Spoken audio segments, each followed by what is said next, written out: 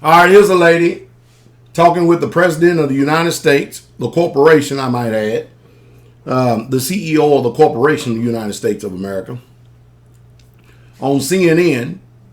And the lady is asking the president, why can't you see that these laws and these restrictions that you are putting forth are making it harder for me to get a gun?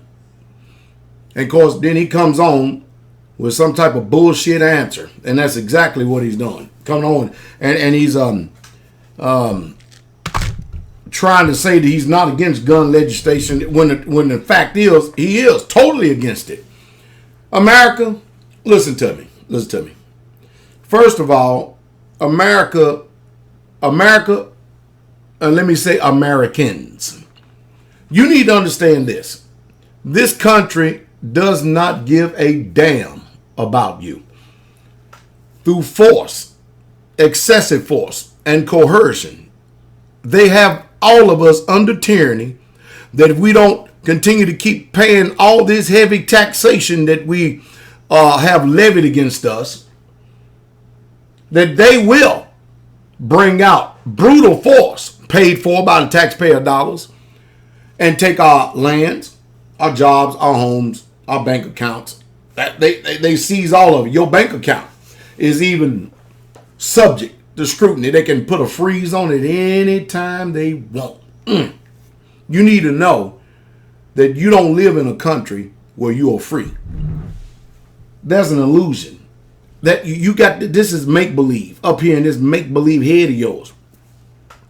And you have no farther to look than Australia, England, Chicago, New York, and LA to see what happens to countries, states, and societies that take away the privilege of owning a gun. Down in the South where I live, there's a slogan. 2 of them. If you come for my gun, I will give you my bullets. You hear that? I want you to understand something. They can pass all the laws they want. And if you really truly want to see the next civil war in the United States of America, try to impose gun legislation from the state level and tell them that you are restricted from owning a gun. And you ever heard this old slogan before? The South will rise again. You getting ready to meet that for sure.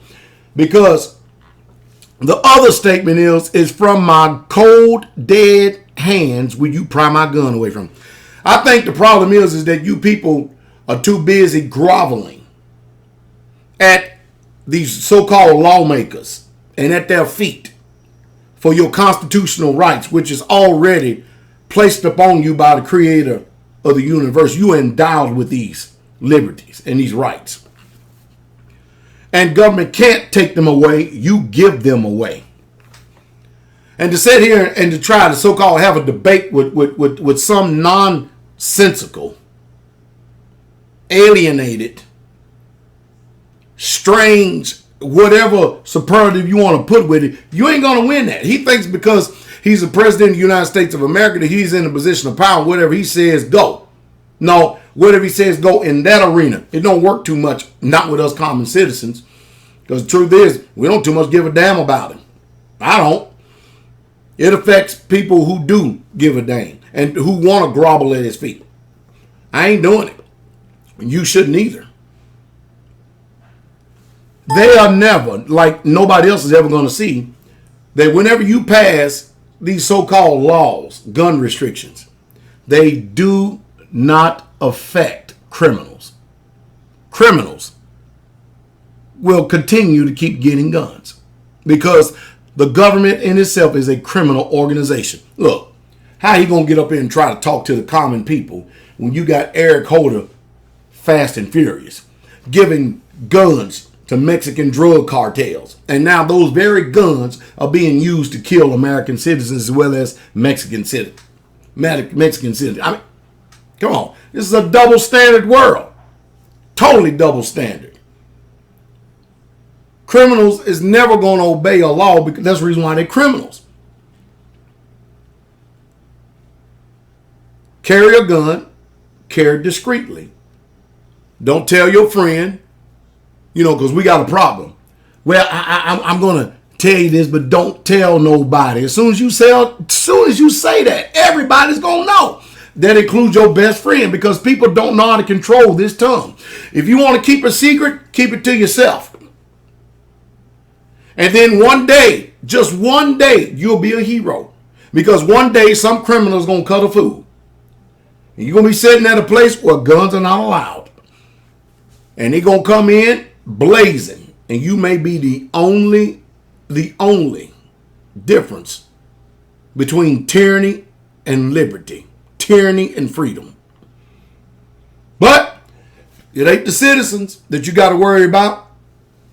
It's the system. It's these damn lawyers that you're going to have to worry about, because they only concerned about what their wicked, twist, warped, social psychopath laws say. There's another saying in our community. I would rather be judged by 12 than carried by 6. Well, we need to add on an addendum to that too. An addendum. An addendum is this. You mean we would all rather be judged by 12 GMO modified, chemtrail sucking, fluoride, mercury, vaccine induced and indoctrinated diabetic, cancerous, sick people than carried by 6. That's pretty much our society in a nutshell, dumbed down to an unprecedented level. Why I continue to talk this way? Because it's just the truth. You search the internet, you ain't gonna find another pastor talking like the way I talk. I'm gonna tell you straight up truth. Carry a gun. Don't let your left hand know what your right hand do. That's all there's to it. What we need to do is just continually keep reaching the people in our community and in our own country to what we think is a country, and to hell with the legislators. Forget them. He don't care nothing about gun legislation, because everywhere he goes, he's protected by guns. He don't have to carry it, because he's got 50 people around him that carry guns, whether he's awake or asleep. What a hypocrite, huh? What a hypocrite. And I still marvel today. How do you get a junior senator, unknown, that nobody knows, all of a sudden he can come in and run for the president of the United States of America and get it? You don't tell me this system ain't rigged? Criminals never going to obey laws. Matter of fact, as soon as that criminal get out of jail, he going to go do the same thing again, and he can get a gun off the streets any day. So passing laws, making legislation is not going to stop it, because if you can't, look, first of all, you're not going to stop the drugs coming in this country, because they come in by the government. And the government is the one who, hey, these politicians are rich. These are gangsters to the highest degree in order they are. America, you just need to wake up, but I don't think you're ever going to wake up, because you're too much dependent on this system that has trained you to be subordinate, when you yourself are the very authority of government. Police are your public servant, but yet they dishonor and they disrespect you because you don't know the law. And even at that, you should prepare yourself. If you're going to prepare yourself to live every day, you should equally prepare yourself to die. Because the truth is, if somebody ever come up in front of your face and think they're going to perpetuate some type of injustice, you should have the mindset that this may not only be my last day on this earth, but it be yours as well. So be it. And that is the truth. That's the attitude you need in this environment, because law is not designed to protect you. The laws are totally against you. America can't stand you. They only use you for your taxation. Now they're just totally robbing us blind, because government has the power to print money. What does that got to do with everything? Anything. It's got to do with everything. Because now the whole country is totally dependent on the government. After all, the founding fathers did say they gave us a constitutional republic if we can keep it. I'm going to go ahead and let you hear this rhetoric. I'm going to let them even have the last word. Because that's all it is, a bunch of rhetoric. I think you trust too much in these devils. Just entirely too much.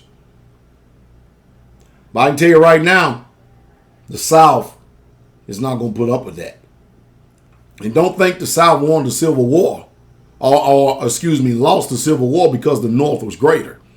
No, the South lost the Civil War because the supply lines was cut, but the fight was there. And the powers that be know psychology. They know how to divide people with words. With words. Somebody can say whatever your little wicked heart wants to hear, and you with them, and you think that they're for you because they said so. Simply amazing. I want you to see two stage playing hypocrites trying to act like that they're politically concerned about you, when really, when you get finished with it, he's just telling this woman in a very nice and kind way, go to hell. I'm going to do what I want and you going to obey, serpent. A lot of people have about you is, do you believe the fundamental notion that a good guy with a gun or a good woman with a gun is an important bulwark against a bad person with a gun? And before you answer, I want you to meet Kimberly Corbin. Kimberly was a college student in Colorado in 2006. Kimberly's right over there. She was raped by a man who broke into her apartment. She testified for 3 hours in the trial against him. Her attacker was sentenced to 24 years to life in prison, and I know that attack, Kimberly, changed your view of handguns. What's your question for the president? Absolutely. As a survivor of rape and now a mother to 2 small children, you know, it seems like being able to purchase a firearm of my choosing and being able to carry that wherever me and my family are, it seems like my basic responsibility as a parent at this point. I have been unspeakably victimized once already, and I refuse to let that happen again to myself or my kids. So why can't your administration see that these restrictions that you're putting to make it harder for me to own a gun or harder for me to take that where I need to be is actually just making my kids and I less safe? Well, Kimberly, first of all, obviously, your story is horrific. The strength you've shown in telling your story and being tonight is remarkable, and so really proud of you for that. I just want to repeat that there's nothing that we've proposed that would make it harder for you to purchase a firearm. And now, you may be referring to issues like concealed carry, but those tend to be state-by-state decisions. And we're not making any proposals with respect to what states are doing. They can make their own decisions there. So there really is nothing that we're proposing that prevents you or makes it harder for you to purchase a firearm if you need one. There are always questions as to whether or not having a firearm in the home protects you from that kind of violence. And I'm not sure we can resolve that. People argue it both sides. What is true is that you have to be pretty well trained in order to fire a weapon against somebody who is assaulting you and catches you by surprise. And what is also true is there's always the possibility that that firearm in a home leads to a tragic accident. We can debate that round or flat. But for now, what I just want to focus on is that you certainly would like to make it a little harder for that assailant to have also had a gun. You certainly would want to make sure that if he gets released, that he now can't do what he did to you to somebody else.